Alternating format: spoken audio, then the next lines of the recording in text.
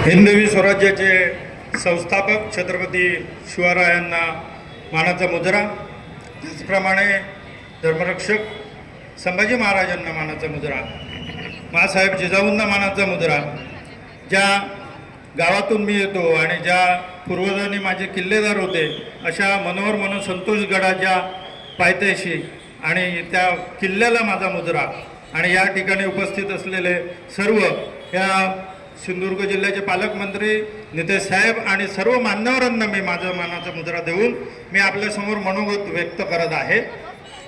सिंधुदुर्ग जिल्ह्यासाठी अभिमान असलेली व्यक्ती आज पालक म्हणून आपल्याला लाभली तर ते पालक नितेश साहेब आहेत.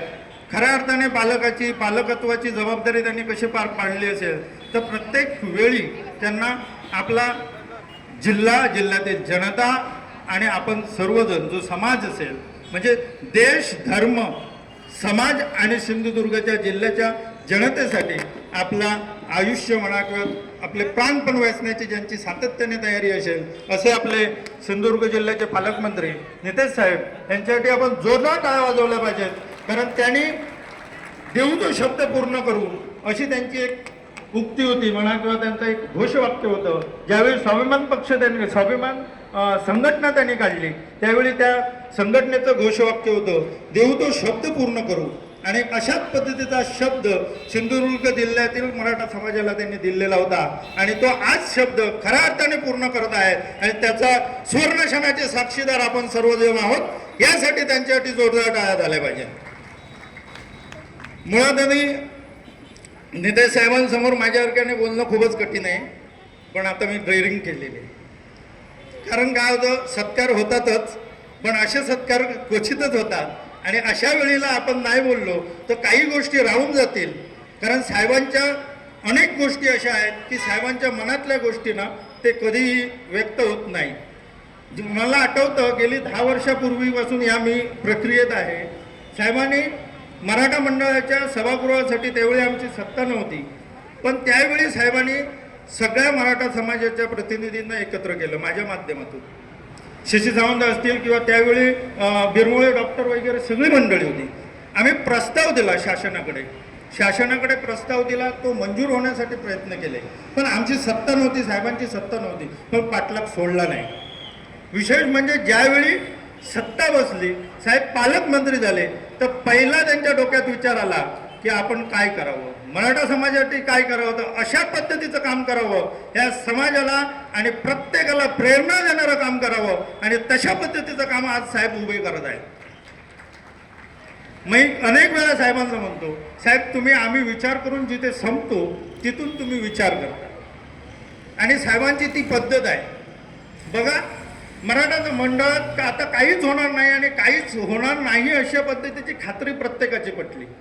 आता पुढे जायचं कसं असा प्रश्न निर्माण झाला असेल. तुम्ही सर्वच जण मंडळी आहात, व्यक्त कराल नंतरही भाषणात, कारण आता पुढचा मार्गच दिसत नव्हता आणि जिथे मार्ग दिसत नाही, जिथे रस्ता खुंटतो तिथे साहेबाची विचार करण्याची सुरुवात होते.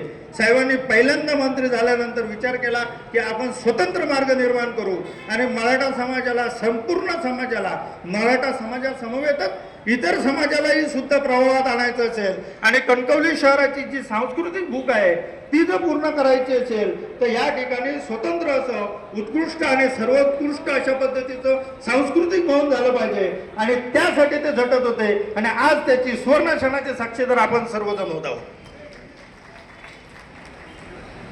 सत्ता येतील, सत्ता जातील, अनेक लोक आजपर्यंतच्या प्रवाहात येतील, अनेक लोक परत जातील सुद्धा, पण नाव राहील. राणेसाहेबांचं जसं मोठ्या राणेसाहेबांचं नाव राहिलं, मोठ्या राणेसाहेबांनी ज्या पद्धतीनं काम केलं त्या ही एक पाऊल पुढे जाऊन काम करण्याची क्षमता नितेश साहेबात आहे आणि ही ती मी अनुभवतो आहे. आज साहेब या ठिकाणी जो आपण आता भूमिपूजन जे केलं आहे त्याचा जो मराठा सांस्कृतिक भवन जे उभं राहणार, तुम्ही कल्पना करा त्याचा किती व्याप्ती मोठी आहे.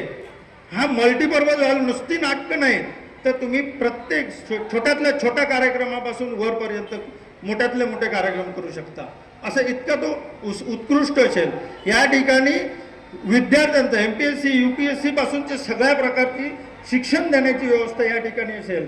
या ठिकाणी अशाच पद्धतीचं जर आर्ट गॅलरी असेल. साहेब आर्ट गॅलरीची संकल्पना साहेब स्वतः आपल्या भाषणात मांडतील, पण मी तुम्हाला निश्चितपणाने सांगेन की सिंधुदुर्ग जिल्ह्यात साहेब एकूण 38 गड किल्ले आहेत. 38 गड किल्ल्यामध्ये असे विजयदुर्ग म्हणजे दुर्ग किल्ले आहेत आणि गिरिदुर्ग किल्ले आहेत आणि भुईकोट किल्ले आहेत. आता भुईकोट किल्ले आहेत ना साहेब, भुईकोट किल्ल्यामध्ये जर विचार केला तर कुडा आहे, खारेपाटण आहे, नांदगाव आहे, आपलं कोटकामता आहे, जसा बांदा आहे, नांदगाव आहे, हे सगळे जी आपली गावं जी आहेत ना, कोणकापते, कोकिसरे, ही सगळी भुईकोट किल्ल्यात येतात. आणि ह्या भुईकोट किल्ल्याचं संशोधन किंवा त्याची स्टोरीज आजपर्यंत समाजात किंवा आपल्यापर्यंत पण नाही आहे. मी विनंती करेन साहेबांना की या मराठा समाजाच्या स्मारकात अशा दुर्लक्षित राहिलेल्या प्रत्येक घटक म्हणजे जे काय किल्ले असतील महाराजांचे 38 किल्ले सिंधुदुर्ग जिल्ह्यातले दुर्लक्षित असलेल्यांची देखील स्टोरी किंवा त्यांचंही एक वेगळ्या पद्धतीची माहिती या ठिकाणच्या सांस्कृतिक भवनात उभी निर्माण करून दिली जावी, जेणेकरून जो पर्यटक येईल, जो शिवप्रेमी येईल, तो इथे भेट देईल आणि त्याला लक्षात येईल की या सिंधुदुर्ग जिल्ह्यात मला कुठे कुठे शिवप्रेमी म्हणून भेटायचं आहे, कुठे कुठे मला जायचं आहे. अशा पद्धतीचं मार्गदर्शक असं मराठा सांस्कृतिक भवन उभं राहावं अशी आमची तुमची सर्वांची इच्छा आहे आणि ती इच्छा नेतेसाहेब निश्चितपणाने पूर्ण करतील अशी आपल्याला सर्वांना खात्री आहे. या ठिकाणी खूप काय बोलण्यासारखं आहे, पण आता मी आवर्त घेतो, कारण ज्या पद्धतीनं आपल्याला कार्यक्रम थोडासा मिसअंडरस्टँडिंग किंवा थोडासा झाला आणि मराठ्यांचा कार्यक्रम असा झाला नाही तर साहेब म्हणाले तसं की तो मजा येत नाही, त्यामुळे थोडा होणार असतो, कारण प्रत्येकी मराठ्यांचा कार्यक्रम म्हणजे तसंच आहे. पण आपण तो मोठ्या मनाने स्वीकारला, ज्यांचे सत्कार झाले त्यांनी मोठ्या मनाने स्वीकारले, कोणाचे नाही झाले तरी आपला झाला असं तुम्ही गृहीत धरला, त्याबद्दल मी तुमचं ऋण व्यक्त करतो. ज्या काही चुका झाल्या असतील त्या सगळ्या मी माझ्या आहेत असं समजतो आणि त्या मी माझ्यावर घेईल. पण जे काय असेल, जे चांगलं होईल ते तुमचं सर्वांचं असेल, ते नेतेसाहेबांच्या मार्गदर्शनाखाली असेल, मोठ्या साहेबांच्या मार्गदर्शनाखाली असेल आणि अशाच पद्धतीनं आपण पुढे जात जाऊ. समाज ज्यावेळी एकसंघ राहील त्यावेळी एक वेगळ्या पद्धतीचं काम होईल, मोठं काम निर्माण करेल. सिंधुदुर्ग जिल्ह्यात अशाच पद्धतीचं सन्माननीय नारायण राणे साहेब आणि सन्माननीय निलेश साहेब यांच्या नेतृत्वाखाली आणि त्यांच्या मार्गदर्शनाखाली आपण एक भव्य दिव्य असं काम करून दाखवूया आणि समाजाला प्रेरणा देणारं काम करत राहूया अशा पद्धतीचे मी आवाहन करून मी माझे 2 शब्द थांबवतो. जय हिंद, जय महाराष्ट्र.